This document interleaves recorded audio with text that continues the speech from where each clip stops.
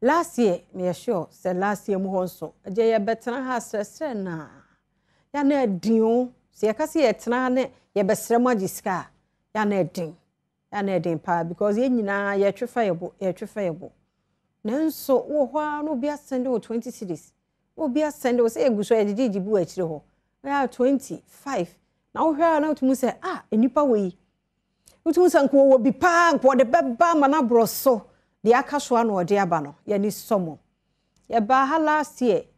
awafo bi a wo mo bantafo na baako onya condition bi ti na wo se ye ni free asimpota mo hode ne ba kolebu na de mo gege sika na ye gege wo mo ho no adanse aba no ebura adwene ne ntiase so ese mu hunu bi ese mu tibie na mo besa kai senior high student ya mo so ye twins sa aba ko na bibi fu ne hai sa okay me ye se wo hunu nso na obre pa ho nso ye beko ho na ye nua be ma Freda mo onde mpota mo ho no mo de yare na ya na no ode ti ye ne ni bedi nkomo ne yahwe ese mo hunu de akosie se be ya wo yi bia ma bo se adom de wo mo ka wo no mo ye enti ye nkwai na me ma Freda kwaba After Mwakaba, why Fedodo, who designer, why are the Italian fatal? I was in Fusu. Oh, I think for wow. Oh, yeah, dear fatal. Calano so no calano. Sure. Why are they so be a who ye dear? Let me just show the Arabian. David, Nadia, and the idea. Nadia Sedana Deba. The Yamiase. My bonnet toffa. I cry and Tafone dear. Omna na won kuko bonu mu hona na esromo a wo ekeye wonta enta omuso ye ntafo se nani nyina ye ntafo badum ta wo mo ewo no mo de o mo afum ho na o mo ye ntafo nketoa mienu anti enye afum ho de enwi anti ye hwe o mo de na ade wo ne kon ho no penina na okay ampedum pacho ye penina de ne first nanka ampedu de okay ode ba ko na ba de na ye hwe nka ba ko no ho asem anti ye nko baby ano moda nkukobuo no no ha no visuals no na wo hunu no mayen brief kakra na wo honti asene nto aso baby akojo me kai say the last time I buy no na akwada no wo condition bi ne spinal cord no problem ena ne ti na nkasa nso so ne nsu akoginim ne ti no ai kese ha entine so mo ko ekoye surgery na akura no ho etimi eto no na baby omoda na nkasa kura nso so no bi e de yare kura nso sa kan ho your problem tina so mo pe baby ekwo ha bi ko ya de na e ba ntina ma wo mu fi wura tu wo mu ne ade na nyankopon adom ye ba ha no Adom TV ahwefo enni abusuan no hwe amokora we say ni 20 we say ni 10 e bi 50 ne ade enti ma abusuan nya sika ema surgery so mokoye ewo kolibudima no no omo atumi akoye surgery na ma akwada no ti na afi ne spinal cord nyina omo aye ni ti na start ya etwe sanso na afum ho na no mo wo no so no se omanya sika na adofo de ma wo no omanya bia ba han chimen ho bia ono ne menum ni nyina ewum sanso na omanya sa sika na bi so mko ye surgery ba kakra kai no ono bia koto asase half plot omo abehwese bia ometumi aye dankra ba ko bia susu na ometumi akotire nti am se ya aseda na de nam se tiefo hu wo mu na wenu won hwa mo na otimi eboa wo mu esukuma social welfare for assembly ni fa wo so boa wo mu sanso na Assemblies of God asafo no enso boa na ekuo bi nso America wo so from Genesis family wo so boa wo mu nti wo nyina mo ne ka bo mu Adom TV ahwefo ne ade nya ka na 5 CD no 2 CD no 20 no ni ade na amenne abusuan nanka wo mo ekwaye mu na wo mo tie na nanka mpese ye hunu baby ano won chama eno mai ananu nie baby a so hu a aha nanka me pe baby a se o mo kwatena foforo okay ewum but badem se wo chiri enu nie baby o mo ti se baby o mo ti ni nie mo be ma no so wakan ye na asase no susu ni be ma ne kan onye ni hafo sa uko dem wo so mo hwe ayi no so aba beda so ti se no hu yo timi tena se se timi tena se nti one ayi se kakro se penny na yepe so no penny do timi sorry gina but we no afi no so sorry nkakra aya de Ghana for ya damwase pa nti yakra no de ni surgery no ba na ekọ nti mi nyina so nti na chini ni omaye ne kama ebompa yese enkonya ha obia omo ba ha be sun pa na nya gro hwe be me sun ni ade nya gro ba fe pa na akoba ne sa nti nyame adom e no so ade no ho update enso na ye de ebra mu no ti yada mu ase ya aseda ye de mamu nti Alfred ha aka pani ne de no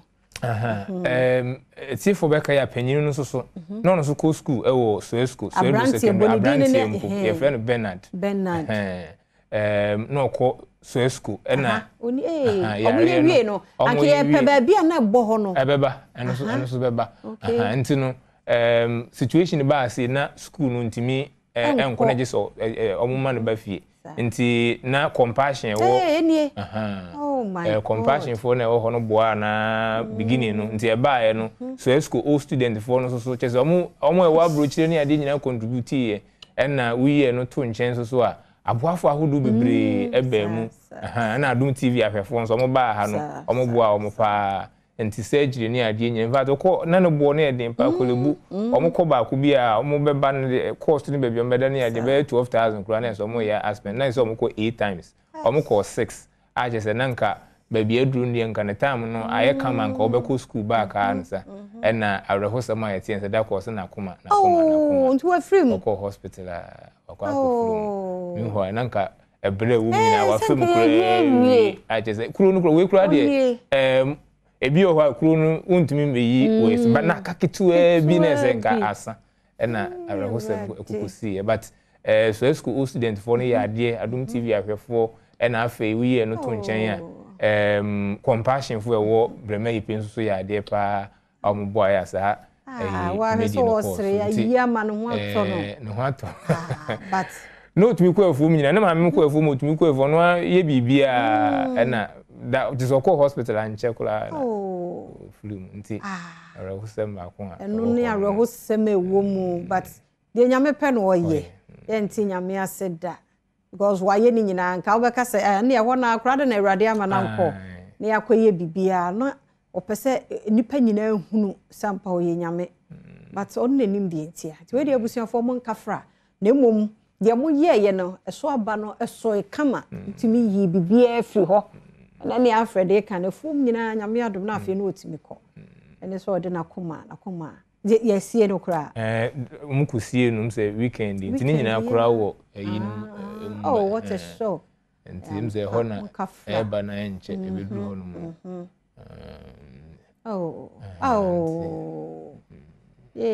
ni nua penny o ze kakra kafra wa she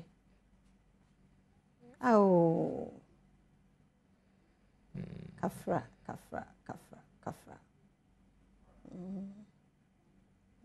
Alfred nso wa ya ade nye easy mo ya ade team ni nyina ya da mo aso wo director na mu sampedu osi yentie de omo kan bi Sedro Secondary School All Student Association for de course Bernard akoranyaba odi ye warasabia hudu nyina no ne wodi mu akotene pa no wakasa mafo eye Grace Laboti eni Adom kase kasai asam na asefema tomeso isanse Bernard asam eba ye eye ne yare no edika ko school ho ama yenya ntie say we are stakeholders old Swesconians and as Swesco for isanse compassion for ka ho Adom for ka ho na your headmistress PSA go da esi andam ema ye ntie say near ekoni no yana yen sisi ne form cry yen alumni a wo abrochi create go fund emano ena yen so ayeye Ghana for na yen ye wo ha no so ebie account with Momo na ye gigi sika kakra a emu odu yie esanse sessions are all koni nyina ye about 8 sections of chemotherapy e wo kolebu entino say every session bia we spent about approximately 12 to 13,000 on each section na ye bomodi anso pe baby mano e won kran se oba na chese ye course sessions na wakoda ho kakra ye wia na chese wa back to Brema Eyipe nti 8 sections ni mu no otimi course 6 na ye ko wie ye no e ka se ni next session ye Wednesday a ye be ko ni Monday no na ochia ne ni ehwe ban no kure nya me ni me ameka se ya de ne to me so for about a week me ntime nkasa me su kakra esanse na sections ayekọ nyina ebia mu bi me ka ho ne yekọ enti ne yekọ mu bia no me hu na nkasa kolebu ENT penimpa wo ho no old student a oye ye formal vice president Dr. Kenneth Beidu min kan sen papa Adom for me da papa na si yie ye be ko bia no wa ye busy kra na obeja ne oye bia no wa ba wa be hwe ama yi entifo a omo hwe ye ba bia ye ko ye ta ko any Bernard for the chemotherapy sessions no omo hwe omo nyan e ma ye VIP treatment because of your doctor no min ka so omo nya de but ye nyina ye nim Ghana nukre nya me nim wa ye bi ye nyina nso ya ye bi wo mo mutuetue sike ni nyina nso aye ready ma ye kase kankasika ne tua no na ekoso nso no ye nyina ye nim se owu kurade a enkwantementi ene yate ne yate no te kakra ye wo kan no me gina akonya esumada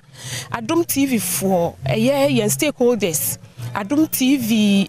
Compassion Ghana ene so also esconies ni nyina ase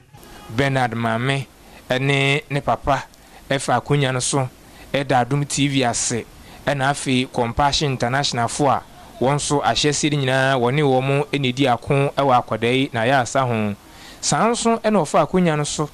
da so Edro Secondary School ena afi obi biara wohwe Adom TV a woyi simpo anase teku edebo asenk wonfa mpre Bernard ne nkwa na wontumi san kwotro na desua so a owuru kurade a nkontumi yi ntino amesisei wato nananom ewo nsie do no Compassion na wode start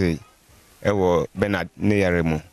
the Compassion for ya be kan se ya menhira won papa ntere wa bo wo ho embodin yi ansa na YBPM ewo Adom TV na Adom TV for mawaya mayende edoso a ehuni a ye be kan ntie be fa afiri so ada obibia ase Adom TV for Compassion for na school old student for yes I mean enshira obibia onye won kese papa skuma hospital also yes I mean enshira won papa bibiara be abofan bia anadwo awio yekwa ojino na wohwe no mayen enti ne tofa bom nyina ne se abrante Banada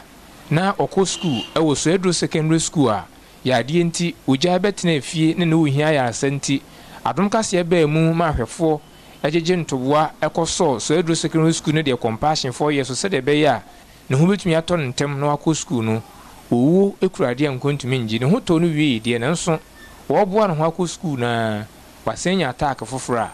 wato nananom ewo nsie do afeda mo de amane boyi ifi brema yipi ena Adom TV Ebreka kreni Adom TV eje afeda amo de amane boyi free asin dachi bia obe ya asin mpipe wa ya de nyame nhirawo no aduma pa wo ye yemse ye de besi ha hu nyame nhirawo papa nyame nhirawo ye do bia ase nene no birthday for ho so nim say de ye wo days I celebrate you every day nti no say wonte ya odofo bi di ne birthday pe de ohia ne picture ne din na de send ye